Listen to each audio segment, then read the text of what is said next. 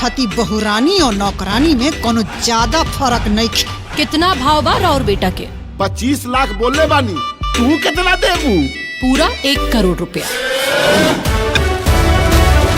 1 करोड़? जितना भी भोजपुरी के देखे वाला लोग बा उस सब कोई के सांझे बिहाने चैनल पे स्वागत बा।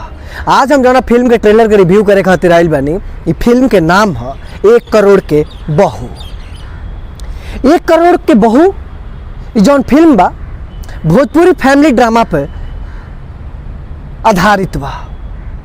जब हमने की भोजपुरी फिल्म के बात कर ले जा तो कमोवेश सास बहू के झगड़ा और सास बहू के शीत युद्ध के ही नया नया रूप में नया नया अखंड और पाखंड के साथ स्क्रीन पर उतार दिल जाला। जैसे भोजपुरी एल्बम इंडस्ट्री बा जौना में ढोढ़ी चोली जोबन लहंगा घाघरा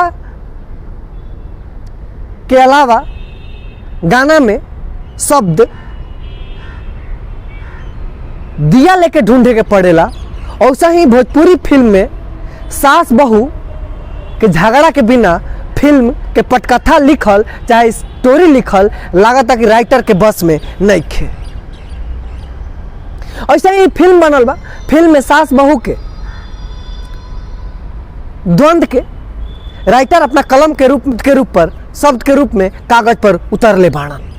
फिल्म में लीड रोल यानी कि मेन भूमिका में बाड़ी भोजपुरी फिल्म इंडस्ट्री की अभिनेत्री यामिनी सिंह और उनके किरदार के इर्द गिर्द पूरा कहानी घूमता। ये फिल्म में दिखावल गइल बा कि यामिनी सिंह के पिता कहतन कि बेटा इस दुनिया में हर चीज बिकेला, बस ओकर सही कीमत लगावे वाला होखे के चाही।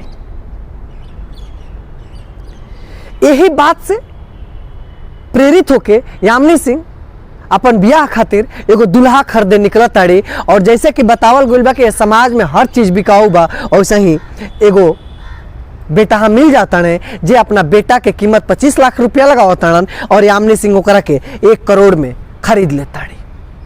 अब खरीदला के बाद सास समझताड़ी कि हमारा औकात से तो ज़्यादा पैसा मिल गई और पतो हो हमार बात सुनो, हमार कहल सुनो।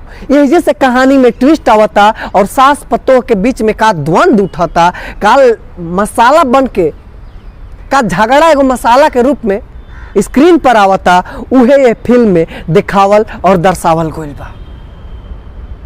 सब मिला के फिल्म में नयापन कुछ नहीं खे, पैनापन भी कुछ नहीं खे। उहे घिसल पिटल कहानी के एगो नया रूप देके स्क्रीन पर ये फिल्म के प्रोड्यूसर कोशिश कैले बाड़न उतारे के। अगर हम बात करें जैसा स्क्रिप्ट बा ओकरे हिसाब से ये फिल्म के कास्टिंग कैल गइल बा। काहे से कि यामिनी सिंह की जौन शरीर बा, जौन शरीर के बनावट बा, जौन शरीर उनकर के कद काठी बा, वो ऐसा रोल खातिर नहीं खे। लेकिन ऐसा लागता कि भोजपुरी में वो कहावत बा कि कहावत होला कि पैसा के अनघई भइल सियार गढ़ौले टांगा। तो फिल्म के प्रोड्यूसर के सामने भी ऐसा स्थिति हो गई हुई कि उनका भी माया ज़्यादा हो गई हुई और उनका से माया दूर करे खातिर ये फिल्म के निर्माण कैले बाड़न।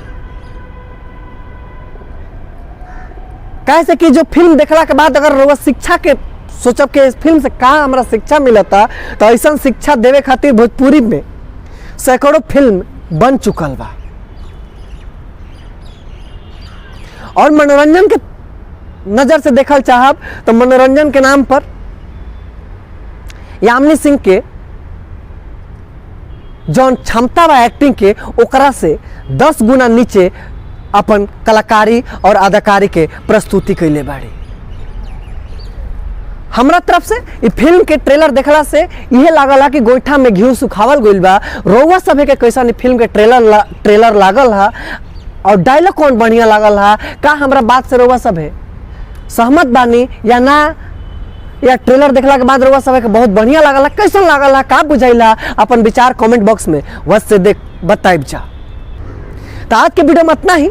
अगला वीडियो में फिर मुलाकात हुई ऐसे ही भोजपुरी फिल्म के ट्रेलर, गाना और गॉसिप जाने खातिर सांझे बिहाने चैनल के सब्सक्राइब कर ली जा अगर ये वीडियो रउआ सब है यूट्यूब पर देखता नहीं जाता। तो आज के वीडियो में इतना ही, अगला वीडियो में फिर मुलाकात हुई, तब तक खातिर हमरा के विदा दी जा। नमस्कार।